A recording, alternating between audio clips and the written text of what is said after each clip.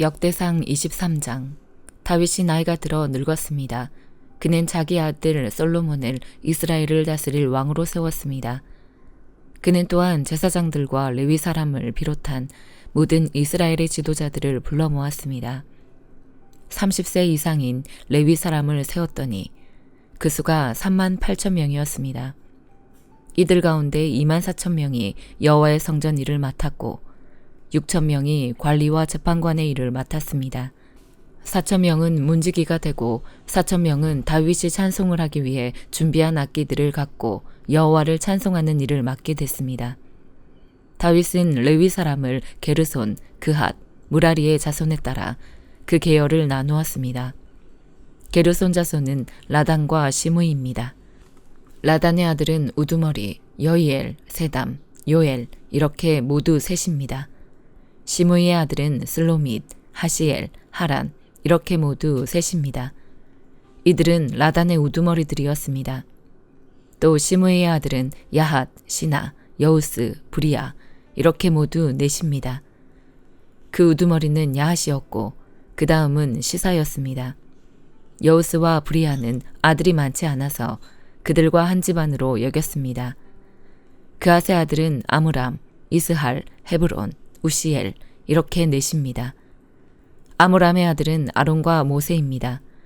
아론과 그의 자손은 구별돼서 영원히 몸을 거룩하게 해 여호와 앞에서 분향하고 섬기며 여호와의 이름으로 영원히 축복하게 했습니다. 하나님의 사람 모세의 아들은 레위 지파에 속했습니다. 모세의 아들은 게르솜과 엘리에셀입니다. 게르솜의 아들은 우두머리 스부엘입니다. 엘리에셀의 아들은 우두머리 르하비아입니다. 엘리에셀은 다른 아들은 없었으나 르하비아의 아들은 수가 매우 많았습니다. 이스할의 아들은 우두머리 슬로밋입니다. 헤브론의 아들은 우두머리 여리야, 둘째 아마랴, 셋째 야하시엘, 넷째 여가무함입니다. 우시엘의 아들은 우두머리 미가와 그 다음으로 이시야입니다. 무라리의 아들은 마을리와 무시입니다. 마을리의 아들은 엘라살과 기스입니다. 엘라살은 아들 없이 죽었고 오직 딸만 있었습니다. 그들은 사촌 형제인 기스의 아들과 결혼했습니다. 무시의 아들은 마을리, 에델, 여레못 이렇게 모두 셋입니다. 이들은 집안에 따라 기록한 레위 자손입니다. 자기 이름이 등록된 우두머리들로서 여호와의 성전에서 섬기는 20세 이상의 일꾼들이었습니다. 다윗은 말했습니다. 이스라엘의 하나님 여호와께서 그 백성들에게 평안을 주시고 영원히 예루살렘에 머물기 위해 오셨으므로 레위 사람은 더 이상 장막이나 그 일에 쓰이는 기구들을 어깨에 메어 옮길 필요가 없다. 다윗의 마지막 말에 따라서 20세 이상의 레위 사람 수를 세웠습니다. 레위 사람의 임무는 여호와의 성전을 섬기는 일에 아론의 자손을 돕는 것이었습니다. 성전들과 골방을 맡아 관리하며 모든 거룩한 물건들을 깨끗하게 하는 일, 곧 하나님의 집에서 해야 할 여러 가지 일들이었습니다. 그들은 상에 가져갈 빵, 곡식 제사를 위한 밀가루, 무교병, 빵굽기와 반죽하기, 모든 저울과 자를 맡아 관리했습니다. 그들은 새벽과 저녁마다 서서 여호와께 감사하고 찬송했습니다. 안식일과 초하루와 정해진 명절에 여호와께 번제를 드릴 때마다 그렇게 했습니다. 그들은 여호와 앞에서 명령하신 수와 방법대로 계속 섬겼습니다. 그리고 또 레위 사람은 회막의 임무, 성소의 임무, 그들의 형제 아론의 자손의 임무를 지켜 여호와의 집에서 섬기는 일을 했습니다. 베드로전서 4장. 그리스도께서 육체의 고난을 받으셨으니 여러분도 같은 마음으로 무장하십시오. 이는 육체의 고난을 받으신 분이 죄를 끊으셨기 때문입니다. 그분은 우리가 더 이상 인간의 욕심을 따라 살지 않고 하나님의 뜻을 따라 육체의 남은 때를 살기 원하십니다. 과거에 여러분이 이방 사람의 뜻을 따라 음란과 정욕과 술 취함과 방탕과 향락과 가증한 우상 숭배에 빠졌던 것은 그것으로 충분합니다. 이방 사람들은 여러분이 그 같은 극한 방탕에 휩쓸리지 않는 것을 이상하게 여기고 비방하지만 그들은 산 사람과 죽은 사람을 심판하기 위해 예비하시는 분에게 바른 대로 고하게 될 것입니다. 이 때문에 죽은 사람들에게도 복음이 전파됐는데 이것은 그들이 육체로는 사람들을 따라 심판을 받지만 영으로는 하나님을 따라 살게 하려는 것입니다. 만물의 마지막이 가까이 왔습니다. 그러므로 여러분은 정신을 차리고 깨어 기도하십시오. 무엇보다도 서로 깊이 사랑하십시오. 사랑은 허다한 죄를 덮습니다. 서로 대접하기를 불평 없이 하십시오. 각자 은사를 받은 대로 하나님의 각양 은혜를 맡은 선한 청지기 같이 서로 섬기십시오. 누구든지 말을 하려면 하나님께서 말씀하시는 것 같이 하고 누구든지 섬기려면 하나님께서 공급하시는 힘으로 하는 것 같이 하십시오. 이는 모든 일에 하나님께서 예수 그리스도로 인해 영광을 받으시게 하려는 것입니다. 영광과 능력이 세세 무궁토록 그분께 있기를 빕니다. 아멘. 사랑하는 사람들이여, 여러분을 시험하려고 오는 불같은 시험이 있더라도 무슨 이상한 일이 여러분에게 일어난 것처럼 여기지 말고 오히려 여러분이 그리스도의 고난에 참여하게 된 것을 기뻐하십시오. 이는 그분의 영광이 나타날 때 여러분이 크게 기뻐하고 즐거워하게 하려는 것입니다. 여러분이 그리스도의 이름으로 인해 모욕을 당하면 여러분은 복 있는 사람들입니다. 이는 영광의 영, 곧 하나님의 영이 여러분 위에 계시기 때문입니다. 여러분 가운데 누구라도 살인하는 사람이나 도둑질하는 사람이나 범죄하는 사람이나 다른 사람의 일에 참견하는 사람으로 인해 고난을 받지 않도록 하십시오.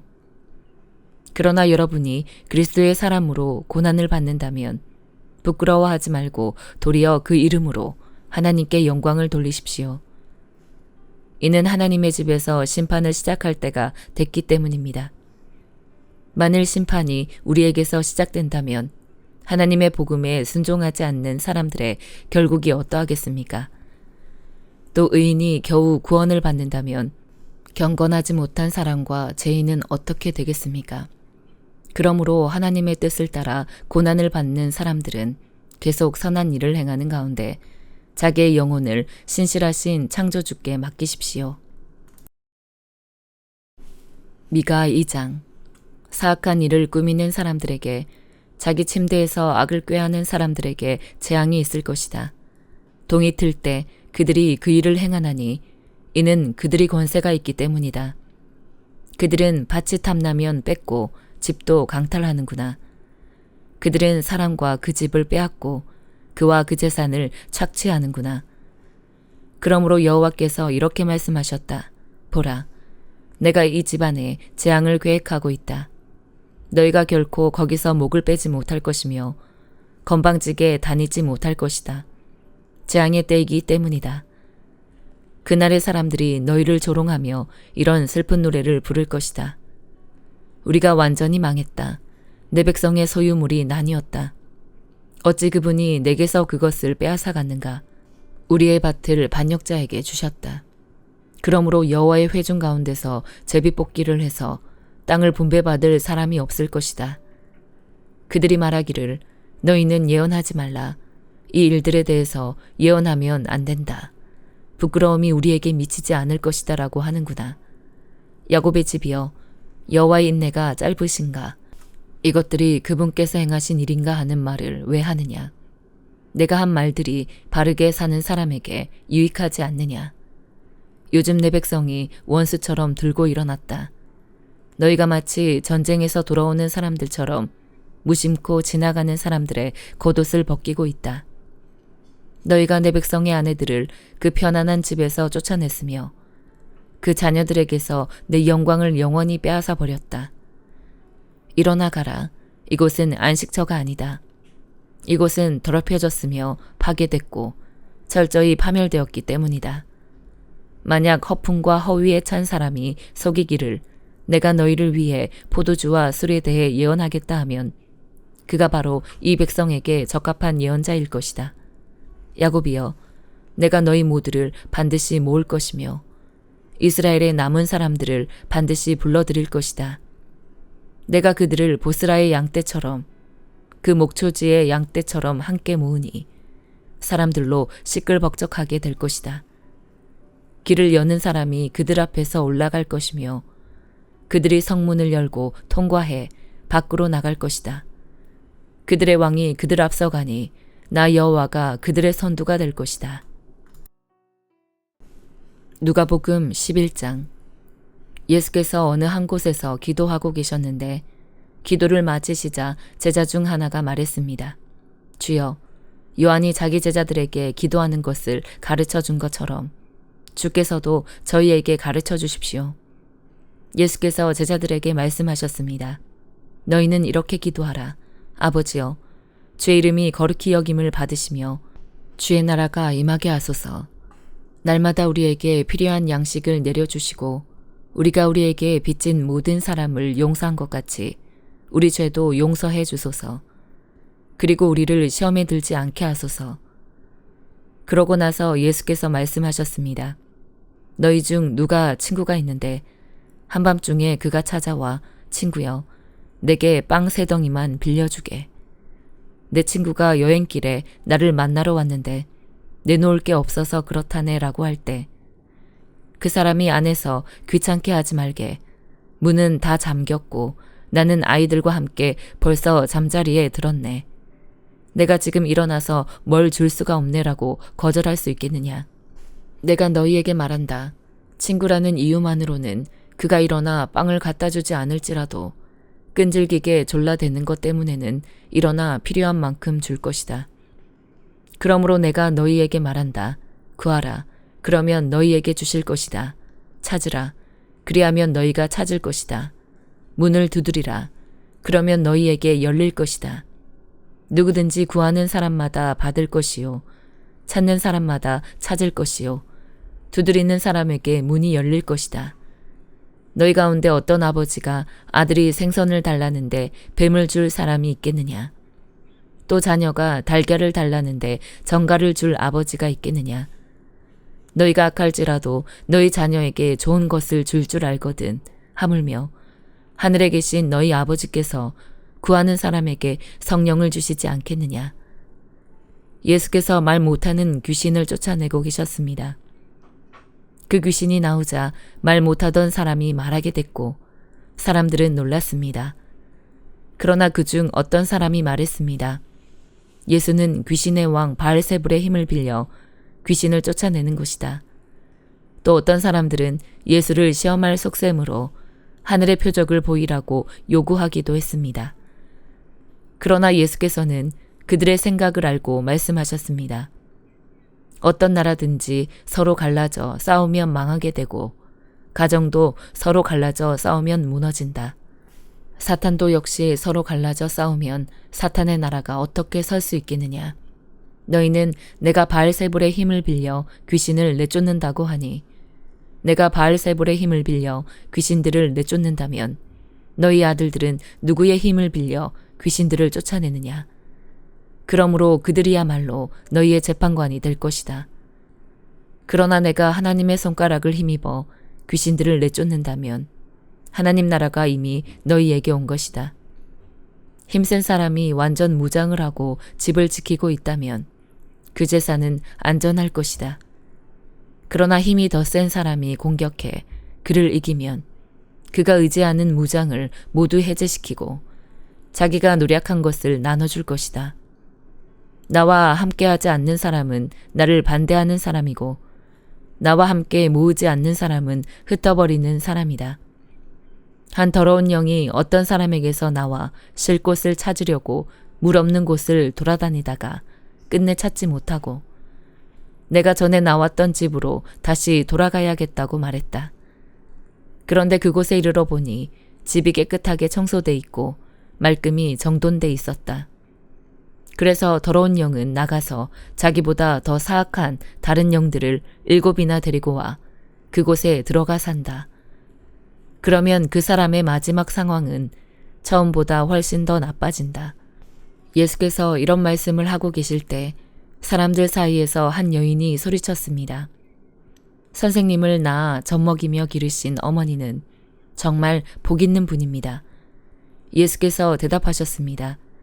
정말 복 있는 사람들은 하나님의 말씀을 듣고 지키는 사람들이다. 사람들이 점점 불어나자 예수께서 말씀하시기 시작하셨습니다. 이 세대는 악한 세대다. 그들은 표적을 구하지만 요나의 표적 외에는 어떤 표적도 받지 못할 것이다. 요나가 니느웨 사람들에게 표적이 된 것과 같이 인자도 이 세대에게 표적이 될 것이다. 심판때의 남쪽 나라의 여왕이 이 세대 사람들과 함께 일어나 그들을 정죄할 것이다. 그 여왕은 솔로몬의 지혜를 듣기 위해 땅끝에서 왔기 때문이다. 그러나 보라, 솔로몬보다 더 큰 이가 여기 있다. 심판때의 니느웨 사람들은 이 세대 사람들과 함께 일어나 이 세대들을 정죄할 것이다.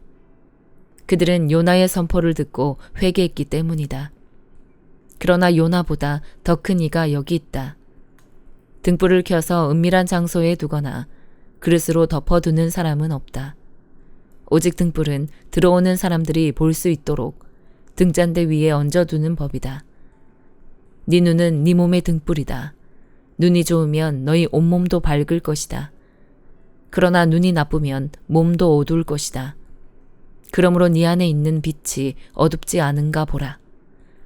만약 너희 온몸이 빛으로 가득하고 어두운 부분이 하나도 없으면 마치 등불이 너희를 환하게 비출 때처럼 너희 몸도 온전히 빛날 것이다. 예수께서 말씀하실 때 바리새파 한 사람이 자기 집에서 잡수시기를 청하자 예수께서 안으로 들어가 식탁에 기대어 앉으셨습니다. 그런데 그 바리새파 사람은 예수께서 음식을 들기 전에 손을 씻지 않으시는 것을 보고 놀랐습니다. 그러자 주께서 그에게 말씀하셨습니다. 너희 바리새파 사람들은 잔과 접시의 겉은 깨끗이 닦지만 너희 속에는 욕심과 사악함이 가득 차 있다. 너희 어리석은 사람들아, 겉을 만든 분이 속도 만들지 않으셨느냐? 그 속에 있는 것으로 자비를 베풀라. 그러면 모든 것이 너희에게 깨끗해질 것이다. 너희 바리새파 사람들에게 화가 있을 것이다. 너희는 박하와 온향과 온갖 채소들의 11조를 하나님께 바치면서 정작 공의와 하나님의 사랑은 무시해 버리는구나. 그런 것들도 행해야 하지만 이런 것들도 소홀히 해서는 안 된다. 너희 바리새파 사람들에게 화가 있을 것이다. 너희는 회당에서 높은 자리에 앉기 좋아하고 시장에서 인사받기 좋아하는구나. 너희에게 화가 있을 것이다. 너희는 드러나지 않는 무덤 같아서 사람들이 밟고 다니나 무덤인 줄 모른다. 한 율법학자가 예수께 말했습니다. 선생님께서 이렇게 말씀하시면 저희까지 모욕하는 것입니다. 예수께서 대답하셨습니다. 너희 율법학자들에게도 화가 있을 것이다. 너희는 백성들에게 지기 힘든 어려운 짐을 지우면서 너희 자신은 손가락 하나도 까딱하려 하지 않는구나. 너희에게 화가 있을 것이다. 너희가 예언자들의 무덤을 만들고 있다. 바로 너희 조상들이 그 예언자들을 죽인 사람들이었다. 그래서 너희는 너희 조상들이 저지른 일을 인정하고 찬동하는 것이다.